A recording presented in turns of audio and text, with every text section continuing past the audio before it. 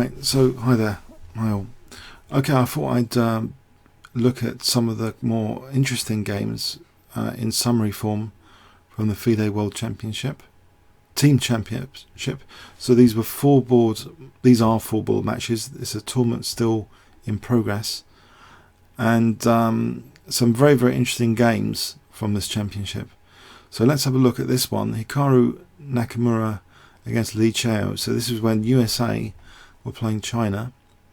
So Nakamura started with knight f3, the Ratti opening, and we had knight f6, c4, so English opening for the moment, g6, knight c3, and we're going to kind of transposition a little bit into a Grunfeld style position, because black played d5, white took, knight takes d5, and now queen b3, so asking knight what to do about that knight on d5 here. The knight goes to b6, like it looks quite a lot like some sort of Grunfeld now, especially with white playing d4. Bishop g7, and now although the pawn is attacked, it would be kind of risky in principle to take it after e4. To take it here looks quite kind of risky, breaking principles of trying to like castle into safety and stuff. So we see bishop g4, which puts pressure on d4, pins, no, it doesn't actually pin the knight, but threatening the knight to take and d4. But we see a very clever sequence now, and it looks, I don't know, a bit on the odd side what happens here. Nakamura plays bishop b5 check. So one point is knight c6, we can play, I believe we can play d5, looks good here. So it's taking away c6 for a knight. Black played c6 here, and now Naka doesn't move the bishop. His idea is knight g5, striking at f7. So f7 a bit sensitive at the moment. Possibly, I did a quick check with checking analysis on this game, and there might have been a possibility that black could consider just castling. It looks kind of a simple idea to castle, and here, okay, so bishop e2 would attack this bishop and mean that the knight ends up on e2. If bishop takes e2, knight takes e2, which means actually, funny enough, that we've got this kind of pawn sacrifice again, which is annoying from the black perspective. Okay, so black actually chose instead another move here after knight g5. Black chose to play e6. Right, so after e6, now we get this mechanism bishop e2, and it's an unusual mechanism. I haven't really seen this much before, that the loose bishop is attacked to get the knight protecting the pawn as a pawn sack. So black actually, well, he's trapped in his own bishop with e6, so he takes on e2, knight takes e2, and now we have this pawn sack idea, which maybe is controversial. Also, I mean, of note might have been in this position the idea of, well, actually I think it's ruled out. Knight takes e6 might be ruled out tactically. Let's not get into that. I haven't actually in detail analysed this game, but let's have a look at this pawn sacrifice. So black's tempted to win this pawn. If he just castled, let's imagine this, then I suppose white just reinforces d4, and this is annoying for black. White's looking forward maybe to a4, a5 with pressure on the queen side. Okay, so actually black just played bishop takes d4, and it doesn't look immediately as though there's any great punishment perhaps here, But something to note is that the knight is protecting the e4 pawn here. So white takes on d4, queen d4, knowing that the e4 pawn is protected. Could consider possibly bishop e3, but find something a little bit more subtle. Bishop d2, just threatening to skewer the queen and the rook on this diagonal. Very interesting opening here, this gambit. So what has white achieved with the gambit? Well, the dark squares are much weaker, and in fact with e6 even weaker. But also of note is this a4, a5 is a bit of a pain. The queen sitting there on b3 continually puts pressure on the queen side. We see now rook c1, queen e7, and the queen is potentially defending b7 if the knight's prepared to go to c8. And it's very interesting what happens here after a4. Black perhaps miscalculated or misjudged this position. I'm pretty sure I checked a little bit with an engine this game, and it might be worth black trying to hold on to b7 here. If castles, by the way, we haven't got bishop b4, I think, because a queen takes g5. Just point that out. So I think casting is possible here, and with the idea that in the event of a5, we can keep b7 covered with knight c8. But strangely enough, black didn't play this. Black actually interfered with the protection of b7 in this position by playing knight 8 to d7. So the queen's not really protecting b7 now, and this becomes a pawn sacrifice for black, which maybe he might have overestimated. So let's see what happened here. a5, knight c8. So is this pawn sacrifice? Is it a poisoned pawn, this pawn on b7? So that's like a key question here. Well, Knackout thought it was safe to take, and he's actually damaging black's structure. So c6 is vulnerable. Black plays rook b8. And now, I mean, there's some interesting possibilities, it seems, already in this position. The most obvious is queen takes c6, and this pawn is poisoned here. In fact, if black didn't take the pawn, black castled. If rook takes b2, then there's a very powerful forcing move. Queen takes c8, queen d8,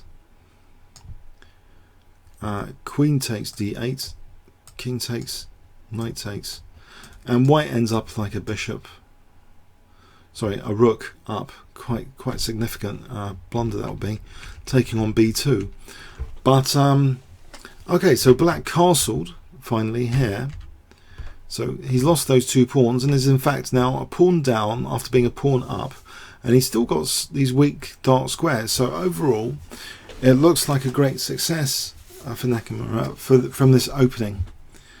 He now retreats the knight, which means actually also that this bishop is free to go to h6, which actually makes the pawn poisoned again. If black took the pawn here, then bishop h6 attacks the rook, and if the rook moved, then queen c3 is a double attack on g7 and b2, and any queen f6, there's e5. So that's not very pleasant to take the pawn still in this new position here with bishop h6 on the cards. So we see rook d8, white castles, and again the same principle applies here. I mean, or rather, it is still dangerous to take on b2. There's other problems that exist in this position. But black played e5, rook fd1,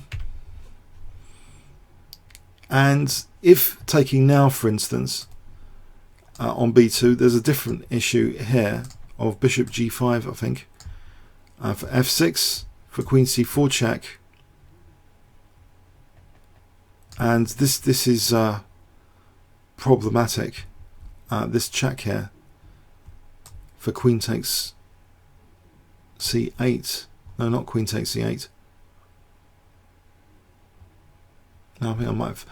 No, bishop h6 here is killing because of queen g8. And in the other position, if king h8,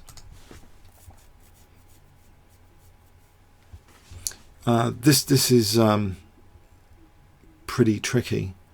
I think bishop h6 is pretty dangerous for rook takes d7 or queen takes c8. So the pawn continues to be kind of poisoned on b2. f6 was played,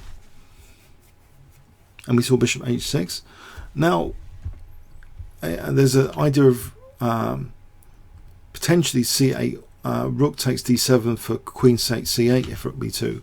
Black played king f7, so black never really recovered from the opening position.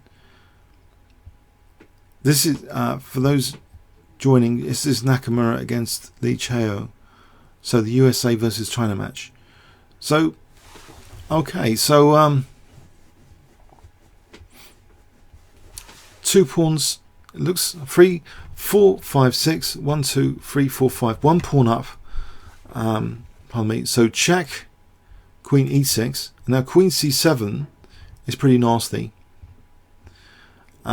Black ingeniously uses the king to come to the rescue. This is not a good sign generally, that the king comes to e8 from having castled.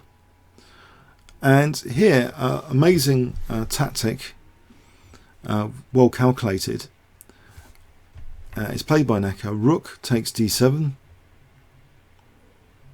and queen takes d7. Looks as though queen d1 might be an issue potentially, but at the moment there's always knight e1 because the bishop's protecting c1. So Necker, he took on b8, and what looked to be a tactically resourceful move, knight b6 in this position. And it's Necker to play, and this is incredible really, this calculation, these tactics in this position. Black is not threatening queen d1 mating because rook takes d1. The rook is actually pinned to the king, but the queen is kind of looking trapped. It's looking trapped because if queen c7, we can play queen takes and then rook d1 mating. So Necker played a very, very good move, forcing move. If I give you 20 seconds, can anyone spot it? Or you might have seen the game. Some of you might have seen the game. Well, if you have seen the game, then please don't. Yeah. For those that haven't, can you guess what white plays in this position? So 20 seconds starting from now.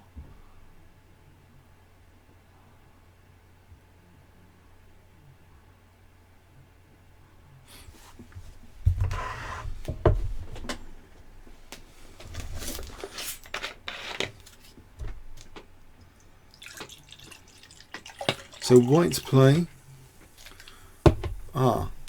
Okay, someone will play chess has indicated a move. Yes? Anyone else? Okay. I'm about to show you. Okay, very powerful move in the position. Knight takes e5, incredible really, attacking the queen in return for the queen being attacked. Now there's no queen d1 check because just rook takes d1 is cruel. The rook is pinned to the king here, can't take over there. So we see actually rook takes b8, and this leads to basically an endgame scenario now. 2 pawns up for Necker, and with great vision actually in this position, instead of just making space for his king, Necker's already thinking about passed pawns here and the potential of the queen in the h pawn as well. So he's not just making a square on h2, but this pawn could be dangerous in the near future. The rook might not be keen to take here again because of things like check and rook h8 and potentially getting this pawn and this pawn if black's not careful. But we see some interesting play now. Rook b5 instead. This still allows the check and still allows the rook to come to h8. So black's got a choice of pawns. Takes on b2. White takes on h7, and this pawn is getting more significant now. So it's all come from a very dynamic opening. I would say a player like Alexander Alekhine in the past used to play a lot of gambits, and this seemed to be some sort of very interesting dynamic gambit that black got into and then ended up being material down. So we see now technique in the endgame being demonstrated. Bishop e3, eyeing that a7, that's moved. Rook g7, getting rid of this pawn means this pawn's going to queen soon. Black played knight e5, and okay, he's protecting the pawn for a moment, and this pawn's off the dark squares, so this is another good move here. I think a routine move might not do in this position. In fact, it might be disastrous. A routine move like f4 could be a disaster here for knight g4. Where does the bishop go? If the bishop goes over here, whoops, accidents do happen. Checkmate. So no, we need a better move than that, even though we want to win this pawn. But the better move that Necker played is bishop c5, actually threatening mate in one with rook e7.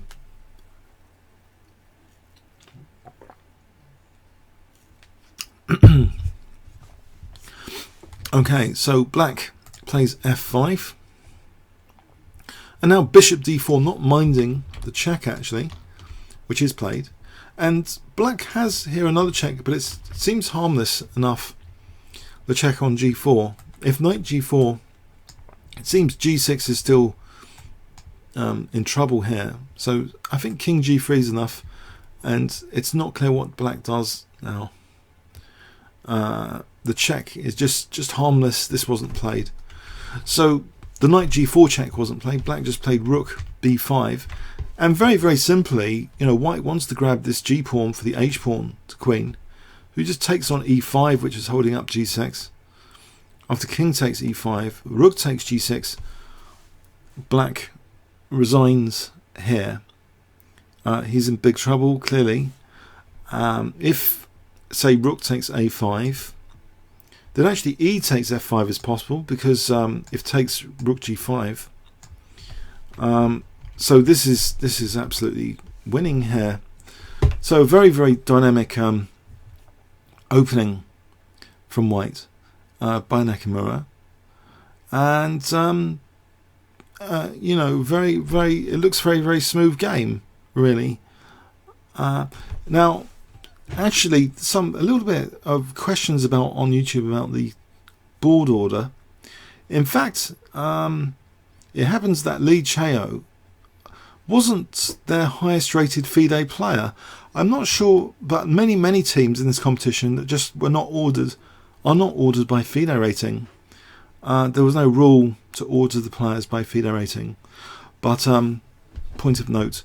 But Nakamura played very well there.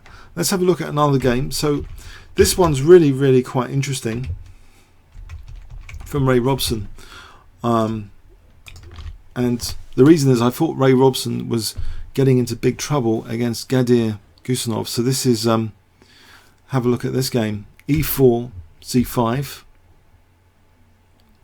knight f3, knight c6, and Ray Robson, he plays bishop e5, so Bozzolimo type move. Anti-Sveshnikov is sometimes called. d6, white castle, bishop d7, rook e1, knight f6, c3. Let's get past the opening. Pinning the knight. Ray just plays h3 rather calmly, even though black's going to strengthen the grip on the dark squares with taking on f3. It depends really. Usually if white can use the bishop pair, one would think.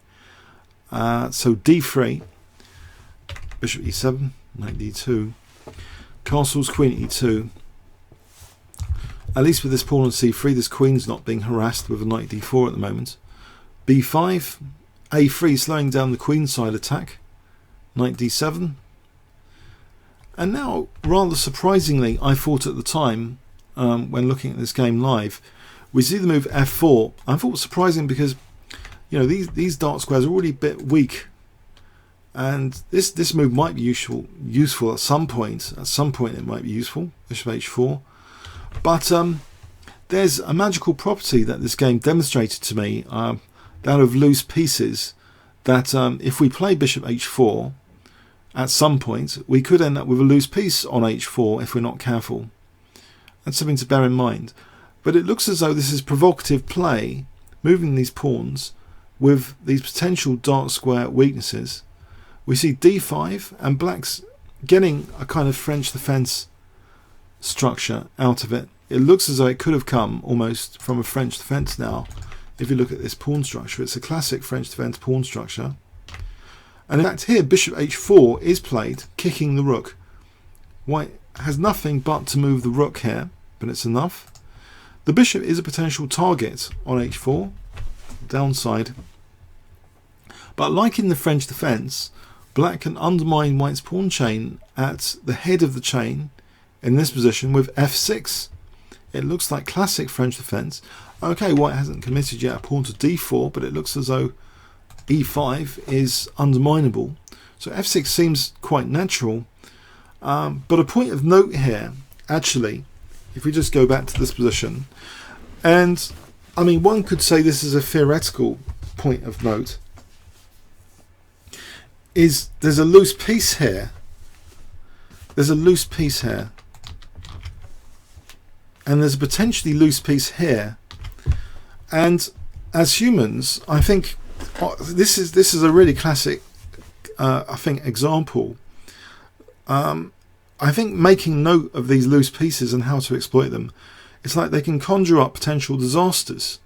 And there's no way you could arrive at exploiting the loose pieces without, I think, sometimes noticing them first. So they can combine to create a disaster for black. Because if you just went systematically to look at your possibilities here, you're not really going to have variations in mind at this moment to exploit the c6 knight. But if you think, well, maybe that's a loose piece, how could I possibly get to it in the future?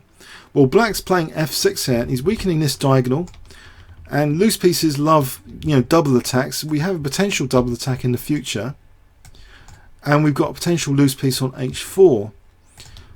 It just impresses me the potential disaster that could await one side with loose pieces. Let's see, e takes, queen takes f6, and we have now this move queen g4, which actually threatens to trap the bishop with g3. The bishop can't go in reverse anymore, the queen there, parked there. And in fact, if queen takes f4, we have this loose piece issue become evident after queen takes e6 check. We've got the loose piece issue without any noticeable compensation here for black having a mating attack or anything. So queen g4 looks as though, you know, what about this piece? What about this piece? They're all just sitting here around, not seemingly doing much. And black's got this raging f-file in theory. And he thought, well, maybe I'll just kick the queen away from that g4 square. So he plays h5. The queen goes and takes that now. And here, bishop g3. Just get rid of this f-pawn, and this f-file looks pretty dangerous. But the h-pawn, losing the h-pawn, has damaged a little bit black's king safety. And this next energetic move exploits the fact that white's got a light square bishop here. Black hasn't got a corresponding light square bishop. And I could predict this move. In fact, I did predict this move at the time. That an interesting try here is to play d4. just to give up this pawn and maybe not bishop d3 immediately. Maybe just keep this bishop d3 in reserve and maybe play knight f3. And this is interesting because bishop d3 is a nuisance for black on h7. So we get this position here, which black seems to destroy white's fun totally with the move c4. But here it is. Here it is. We've got now two, in fact 3 loose pieces in the position. And I just found this quite magical that f4 is a pain to lose, a real pain if it's lost without some, without these pieces getting out of the way. For example, if we play knight f3, then we're going to lose f4, and it's a total pain, this position. What are white's pieces doing? If takes knight g5, knight f6, protects h7, protects the queen, isn't black better? This is what I thought. In fact, this gets even worse because the g5 knight is dropping off after this. End of game. So incredible that white's next move here, incredible. So if you have seen this game before, please don't say. So if I give you 20 seconds here, what would you play as white?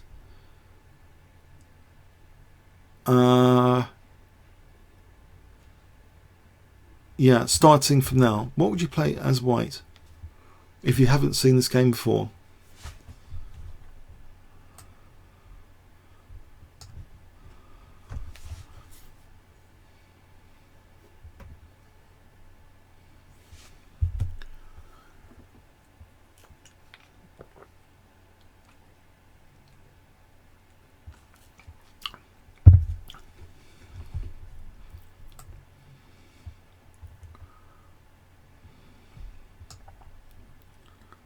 So white's play.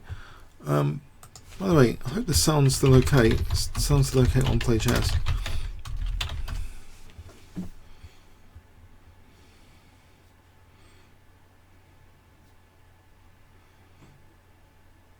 So we've got these 3 loose pieces here. We've got an issue though with f4.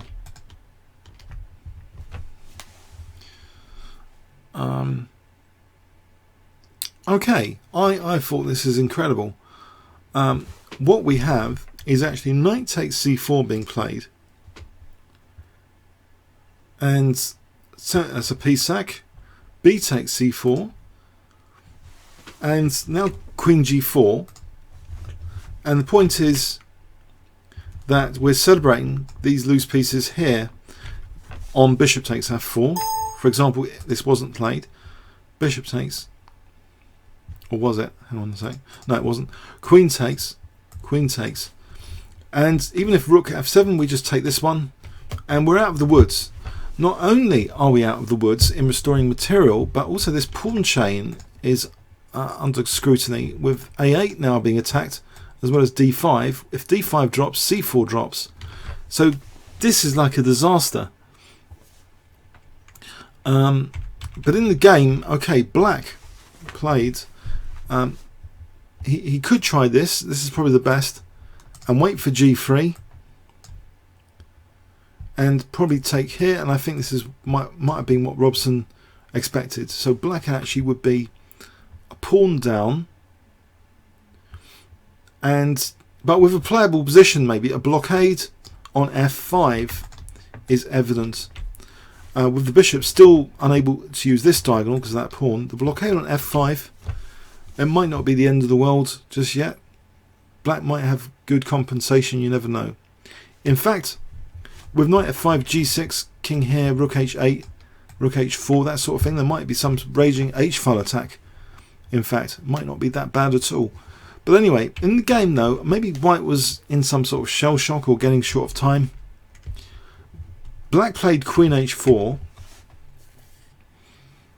and now this pawn chain is fragile. If the base is undermined, the whole pawn chain can collapse, and we see this mechanism of the pawn chain collapse here with queen takes e6 check, king h8, and a choice of knights. Which knight to take? Well, the d7 knight was taken, probably keeping an eye with the queen on this diagonal rather than taking on c6 was one of the considerations, maybe. Now, what does black actually play here? Because it was still, we're double attacking c6 still and d5, and the pawn chain is getting disintegrated. So we see knight a5, and it's a total contrast from before. A total wreck, black's position. Queen takes d5. Black may have been tactically going for this rook after knight b3. The rook just moves. This idea of trying for the rook doesn't seem to quite work here. For example, if we tried bishop f2 check and we tried to win this rook, I think it really doesn't matter. Bishop takes c4, for example, and I think we've got loads of compensation here. In fact, we can get the queens off by force with queen h5 check, and we've got loads and loads of pawns. Whoops, we've got loads and loads of pawns for the exchange. In fact, we've got two connected pass pawns in the center. We've got the bishop pair. f4 is still there. Everything's still solid. Bishop's protecting b2. 4 pawns for the exchange. So forget winning the rook. It's not really a big deal. So black actually played knight takes c1, and after rook bc1 played bishop takes f4, and it looks as though queen g3 might be an idea. Bishop takes c4 though rules it out immediately. If queen g3, we've got queen h5 now, weakness of the last move. It's not protecting this queen h5 check. Is unfortunate. So black can't play queen g3. This was the point though where engines were suggesting black might have a potential drawing opportunity by, I think, trying to double the rooks on the f file was the best chance, and then a check here and trying to get some sort of perpetual check. But the rooks needed to be coordinated on this f file, which previously seemed very attractive, and in this scenario might be the only way for salvation. Several pawns down, but opposite coloured bishops, which might favour the attacking player with the opposite coloured bishops. But this opportunity was passed by, because what we saw here, after this strange looking queen a5, but it keeps an eye on the h5 square, it meets that criteria to keep an eye on h5 if the queen moves. We saw rook c8, bishop d3, and again, double the rooks. I think engines were crying, double the rooks, double the rooks. The human move though, bishop c7 was played. And we had queen d5, keeping an eye on h5 again. And now, to get rid of this queen h5, the radical g6 was played. So with the idea, please just take this pawn so I can go to g3 without queen h5 being that dangerous. It is taken with the bishop. King g7. Queen h5 here. Check. King h1. Rook h8. Now, this idea of rook h3 is dangerous, but queen g4 holds on to h3, because otherwise if takes, we've got queen h2 mating. Rook h4. And another dynamic move, just giving up the whole bishop temporarily. Instead of taking the rook might be a little bit risky. if the rook was taken, possibly queen g3 is on the dangerous side for queen h2. It's possibly on the dangerous side, but I assume it is, because if king g1, maybe rook f. Whoa. There's checks anyway, but no, Ray kept it quite clear. He just sacrificed his bishop with offering the check, not taking the rook. So he's a bishop down temporarily, but rook f1. So the rook can't take here because of queen h3. And if the queen moves back, it's black's king that seems to be getting mated now. So where does the queen go? Finally tries to mate again, for example, which it didn't. But the black king gets it first after check. And check. And stuff like that happens. So black, in frustration maybe, just played rook takes h3. Was that one last little trap? Robson's not going to fall for this. Nope, he didn't go for this line. He just took with the queen, and it still leaves all the issues. Not just the exchange up, but the king safety shot to pieces here. And now black resigned. And I thought that was a really weird game when looking at it live, because I thought at one point black was better, and he managed to I don't know, have these loose pieces conspire against him, and his pawn chain collapsed completely after c4 and losing d5. Chess is so brutal, I thought, after this game. What a brutal game. I don't know what you guys think of this game, but something really weird happened in it. Some blunders crept in. Very resourceful play from Ray Robson, though, with the knight takes c4.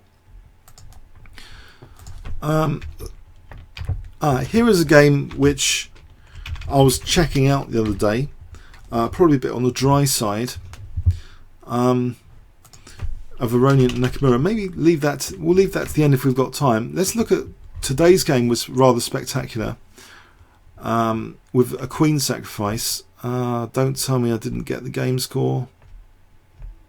Oh, Muppets. Let me see if I can just nick the game score from somewhere for Jacobian's game. I think I might be able to pull it off to get the game score.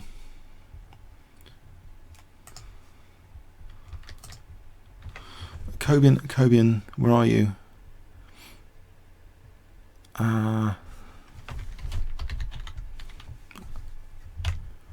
Jacobian had a brilliant game today. Actually, he's had 2 wins in this tournament. Doing well with 2 wins. But this game today was remarkable.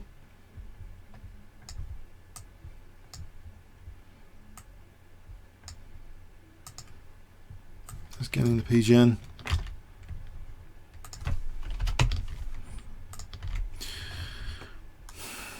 Okay, let's have a look at this amazing game. Usually games in the latest tournaments are not that interesting. It takes a long time to get what we call immortal games. Not sure this should be classed as immortal, but it seemed pretty brilliant to me. So we see e4. Let's change the board round. So we see Vruzen, I'm pretty sure, was making a statement with his opening of wanting to have a draw, because he plays knight f6, Petrov. Pretty sort of way to try and keep a solid position as black, not taking too many risks. I presume that was the opening statement. And it's up to white to liven things up. And white did have a lively continuation in mind. Then after knight takes e4 to play this move knight c3, which has been gaining in popularity recently. So it's creating all sorts of imbalances. White's getting double pawns. White's got the ability to castle queenside later. White's got pressure on the d file on d6. So we get this kind of trendy position. Bishop e7, bishop f4, castles queen d2. White's going to castle queenside and use the h pawn even. Now Vruzen plays a move b6, which I think this is all pretty theoretical. b6, probably, I presume. Castles, queenside, bishop b7, h4, knight d7, knight d4, and it looks as though the knight's potentially going either to f5 or to try and use this c6 light square weakness with bishop b5. More positional ideas in mind with c6, knowing that this c pawn, if it ever moves, we've got a backward d pawn facing huge frontal pressure here. Black wants to keep this structure intact. He just plays knight c5, and we see rook e1, and it looks as though there's going to be pressure along that e file, and knight f5 will attack that bishop soon. Bishop f6 gets out of the way in advance of knight f5. Now white switches to this light square plan. That c6 has been weakened with these pawns on dark squares like this. We see bishop b5, which also controls e8. Two birds with one stone. And I think there was a fantasy variation I was going after in analysis to do with this a file and this knight c6. That sometimes the rook can crash down to a2, speeding up things with a queen sack. And we see actually in this game a6, and the bishop didn't move. Now let's see, if the bishop moves, it just means, what does it mean if the bishop just moved back? It means a retraction and move. I mean, what is actually white's point here if the bishop moved back? It's not much of a point, you know, maybe even knight e4, and black's getting some sort of initiative going. So the point was to play knight c6, and of course it would be delicious to have this position after bishop takes. We've got delicious control over e8 and this beautiful light square bishop and lots of light square weaknesses. Black would have a totally miserable position. Rosen plays queen d7. Has he just blundered? Queen d7.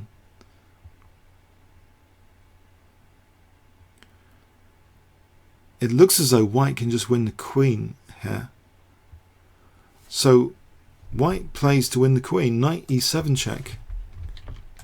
After all, the rook had just moved to e1 to support that e7 square. Ha! Just won the queen. Ha ha. Well, okay. Rosen takes the queen. With the queen takes the knight rather. Rook takes e7, a takes. So he's got two pieces now for the queen, and the rook's attacked. And we've got this menacing threat of rook takes a2 and rook a1 after that, which would be mate. So this is quite amusing now. What does white do about this? This is just very, very dangerous all of a sudden. If, for example, rook takes c7, then surely something like rook takes a2, and there's big trouble here. For example, king b1. This rook's pointless here. It can't even ever deflect with rook c8. So rook a8, and there's no deflection of these rooks.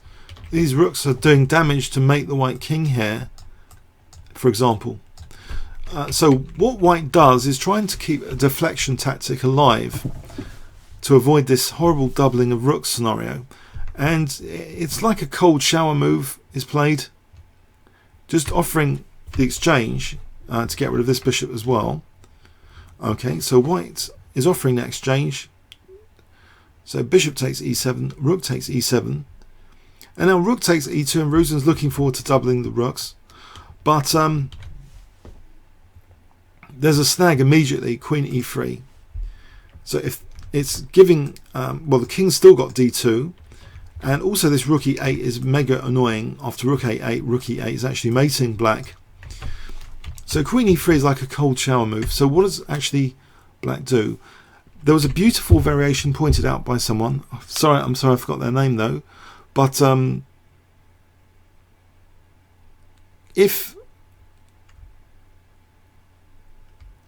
the beautiful variation pointed out, I think, was something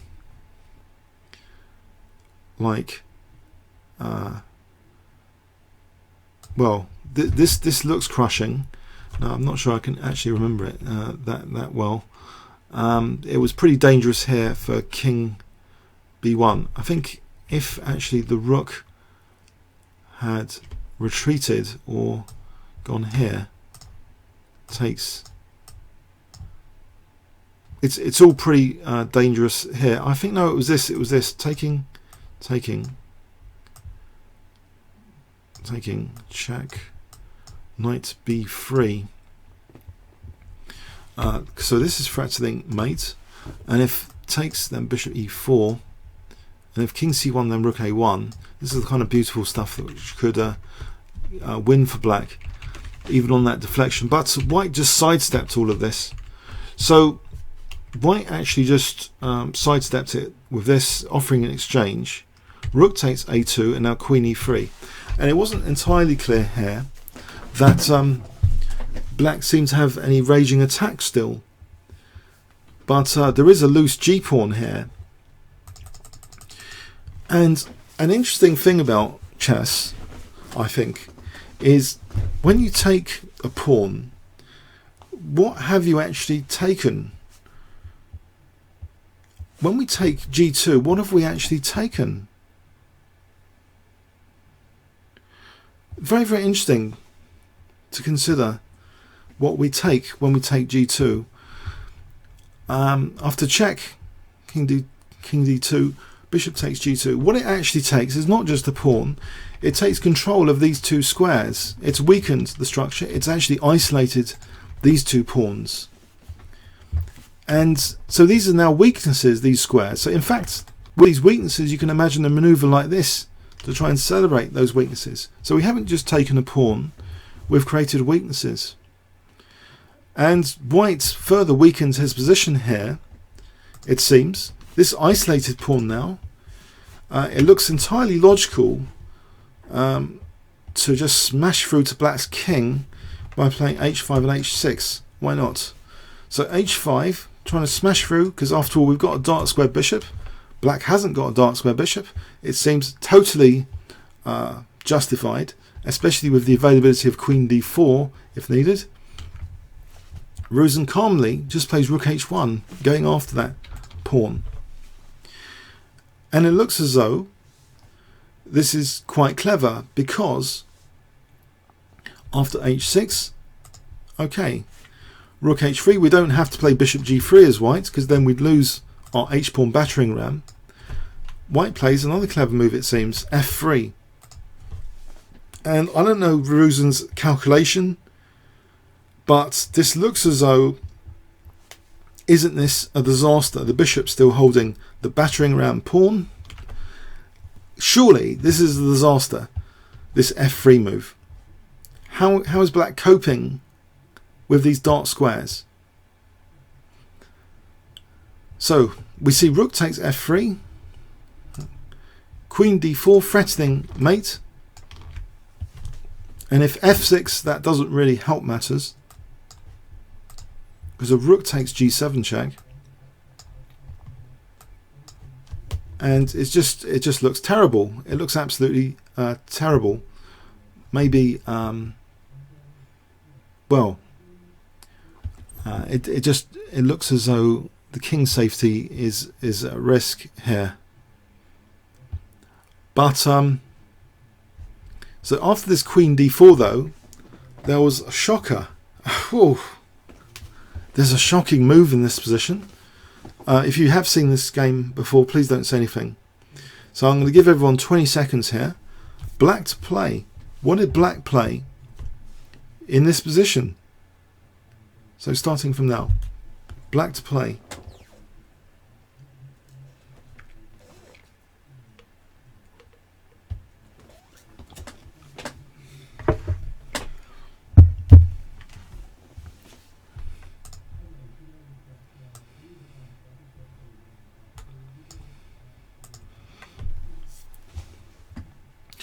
So black's got a move here which is super fantastic.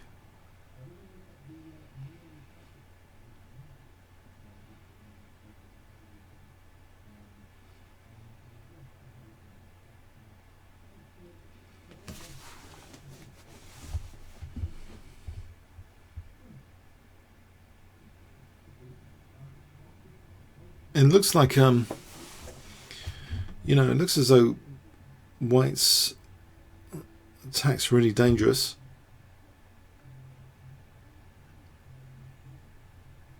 Okay, I'm gonna have to show you. Play chess, people. Okay, rook d3 check. Wow, rook d3 check. The idea is that this knight b3 is a bit of a pain. If c takes, then we've got knight b3. Ridiculous. Saving black's bacon and more. Wow. Just in time from being slaughtered. Queen takes d3 and black's now just pawns up. Knight takes d3. He's attacking the bishop. So even here hg is not really that pleasant, because you know we've got knight and bishop for rook. That would be pretty good. So we see c takes d3, and white must have been a bit gutted here. Rosen doesn't go wrong now. He keeps his pawn chain intact. I think it would be a very bad idea indeed to not keep this pawn chain intact, because we've got double pawns here. So if like this, it would be terrible. We just have our pawn structure wrecked. No, we want to keep c7 intact. So rook c8. He's pawns up. Rook e3. It's consolidation mode now.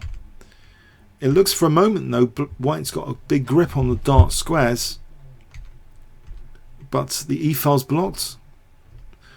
And okay, rook a8 seizing that a file, and now the king comes to the center without being mated. There's always this c6 square here. Rook h8, and it looks as though this pawn, hang on, this pawn's only 2 steps away. Check. Rook c2. Okay, that pawn's taken. Check. Rook h3, keeping an eye on the h pawn. And black's pawns are dangerous. Rook takes f7. Winning that rook, and this pawn again looks dangerous. So Rosen's having to play bishop g8 here. It's not very nice. King g4, b4 though. His pawns are still going. b3. King e6 stops any stuff like this. King g5. And that puts a break on the pawn with bishop h7, because these pawns should overcome the bishop. After bishop b2 c5, white realizes actually this is hopeless and resigns here. So why does white resign? Well, the blockade cannot be kept.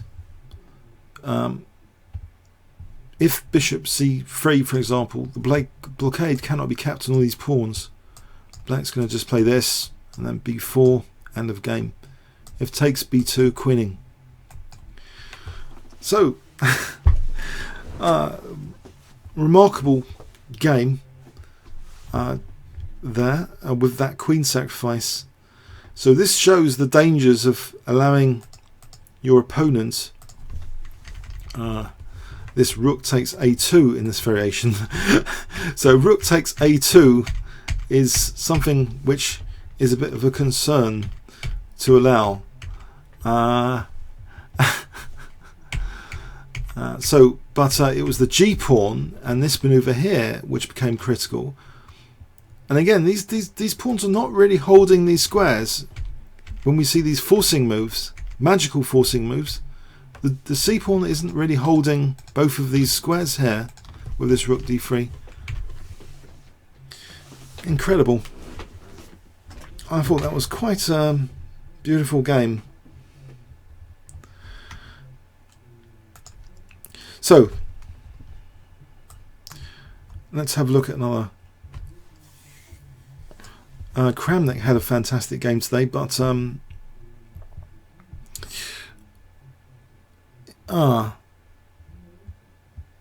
yeah, And there was a crazy game of Robson from before, which I don't really pretend to understand or haven't done much analysis on. So probably the safest bet is the Levant-Iranian game versus Nakamura to say something about, which I was checking out a little bit before. So, okay, I don't like to see Nakamura lose too much, but this is the top seed of the tournament's Levant-Iranian. So I think maybe we should end with this one. So Levant-Iranian playing white for Armenia against the USA. Oh, sorry. No, I am sorry. Mentioned. Did we go over the Kramnik-Giri game? No, I didn't on live that much. Just trying to stick to games I've sort of checked out more. So this game, to be honest, I did check it out. I wasn't really that keen on uploading commentary on it, but I'm going to show you anyway. It's in a dry style. I don't know what happened here to Nakamura's opening. It wasn't very dynamic. He was pretending to be solid player or something. So let's see.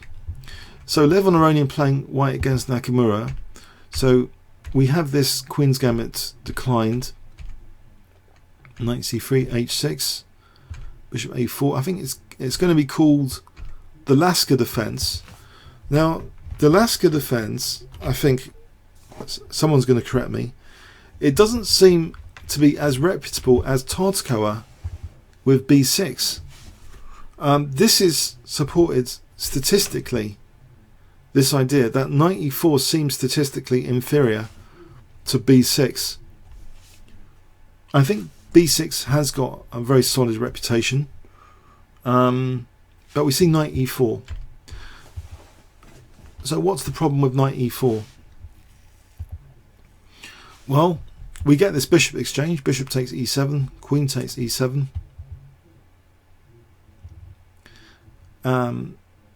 Here, okay, rook c1, c6, bishop d3, Naka takes on c3, rook takes c3, d takes, rook takes. We've got a problem with the bishop at the moment. Knight d7, castles in black tries to liberate now with e5, which seems to be threatening to win a piece with e4. And if white took on e5, that releases the tension and frees the bishop. So I don't think this is a particularly hot thing to do. I think black would be on the way to equalising. So Levant keeps the tension here. He just moves the bishop here. And he's positively encouraging e4. I think the pawn could be a target on e4. This wasn't played. For knight d2. And, you know, later maybe... Well, either this rook can try and engulf the pawn, or there might be a later plan of f3. So Nakamura, he didn't commit to this playing for e4. He played knight b6, and we see this rook c5. So this pawn, what to do? E takes d4, dissolve it. Forget it. Don't put it on e4. Dissolve it. But a really annoying move here, instead of just the automatic recapture, even though the rook's also hanging at the moment. White plays queen d3 and he softens up black's kingside with this move. It's a real pain. What does black actually do in this position? The knight's over here. There's no knight to defend h7. It's a pain. This move is a pain. Black seems to be worse here. Now, one reason is that on playing g6, again, white doesn't capture the pawn. I don't know if this is part of preparation. White doesn't capture this pawn, but plays bishop b3. And he's threatening now queen takes g6 check because of this pin on f7. And he's leaving his rook hanging as well. Doesn't matter about the rook. Let's just check that out. Queen takes, check, check. I think we just butcher the king with knight g5. Or do we? There's bishop f5. I'm not sure I'm getting this right. Hold on a sec.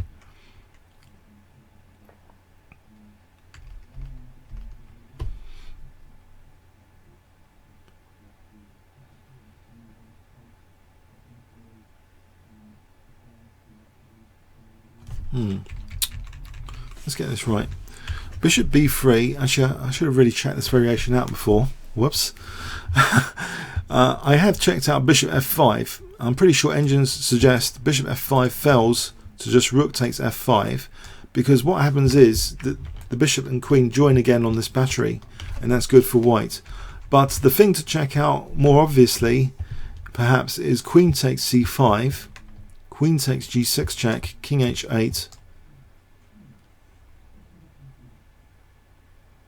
Does anyone see a win for white?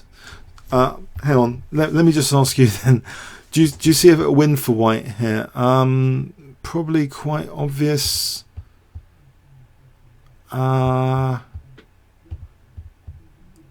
Actually, who sees a win for white if I give you 20 seconds here? How does white actually win this position? Anyone?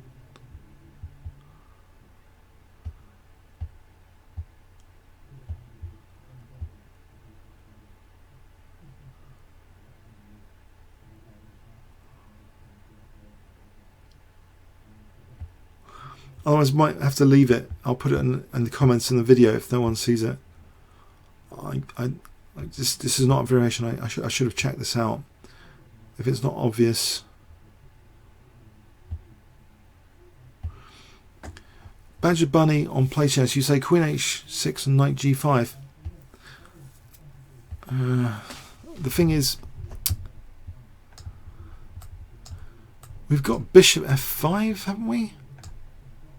Protecting h7.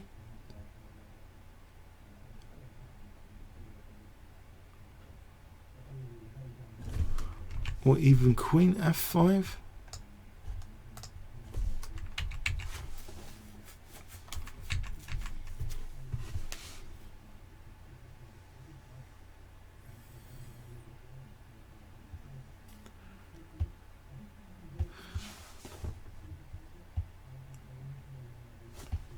Did I get this wrong? Hang on a sec. Queen takes c5. Queen takes g6, surely. King h8. There is another possibility of a queen f6 here to try and play knight. Yeah, say king g8, knight e5. So we've got bishop takes f7. I don't know. Knight d5.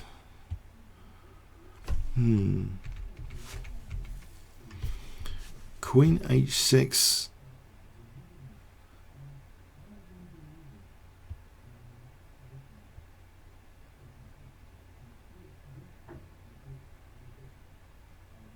Is this just a draw? Is this a drawing line?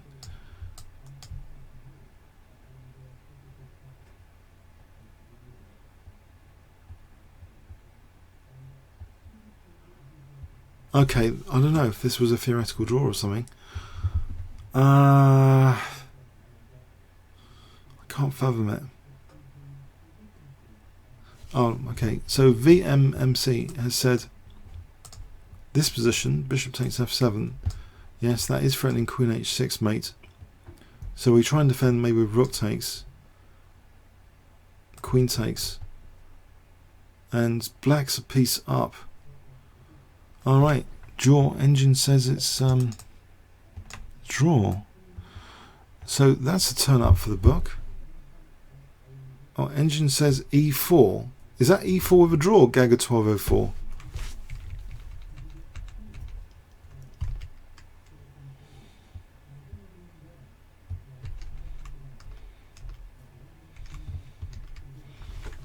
Are you sorry, Gaga 12? Are you saying engine suggests this is a draw?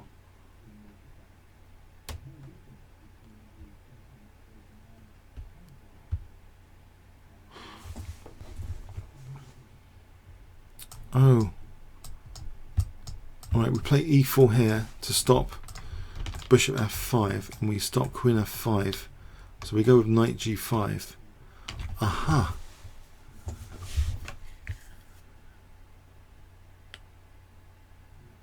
e4 wins. e4 wins. Sorry. This is something I should have researched earlier.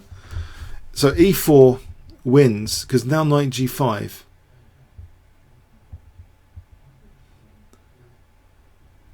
If bishop f5, bit desperate. We're getting into desperate territory there. Okay, so that's pretty powerful. E4.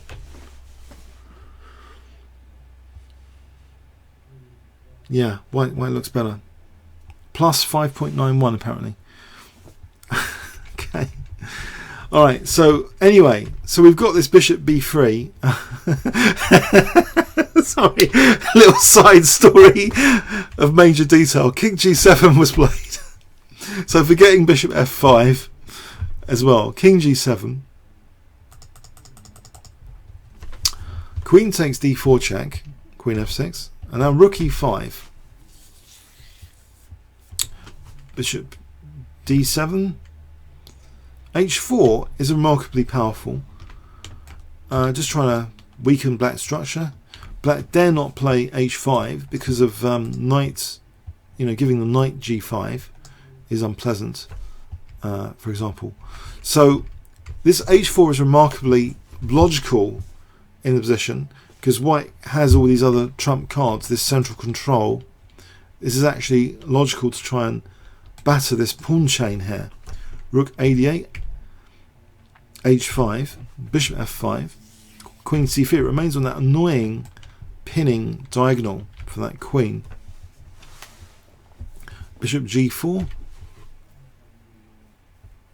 hg. Black dare not play fg because there's a rook e7 check. Bishop's controlling f7. We've got this pin. We're going to win material. So Naka plays bishop takes f3. G takes queen. Now knight d5, and we get simplification here. Bishop takes, c takes, g takes, and it's interesting that black destroys white's pawn structure now with d4 at the cost of a pawn, but the pawn structure is a wreck.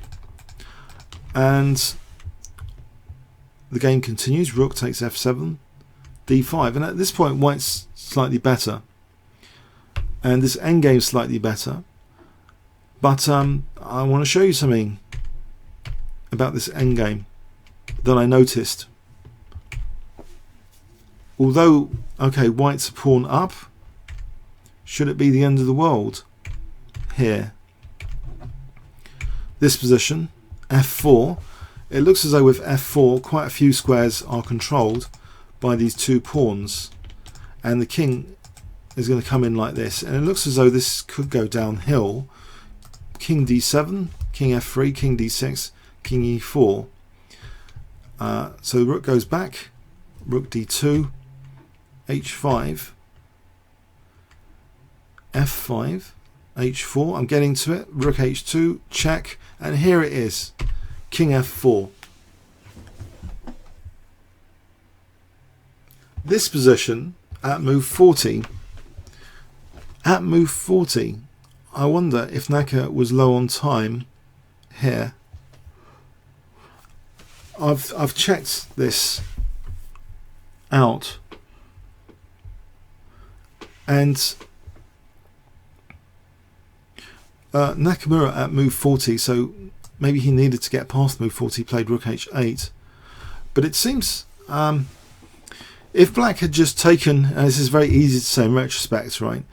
If he takes here, rook takes, rook e2, and this king, it seems when I was checking this with table bases and engines that black had some good drawing chances to basically get a position where he gave up the rook and he had a pawn on a4, and this king was over there. So I'm not entirely sure I could actually graphically show you that, but apparently this was the way to go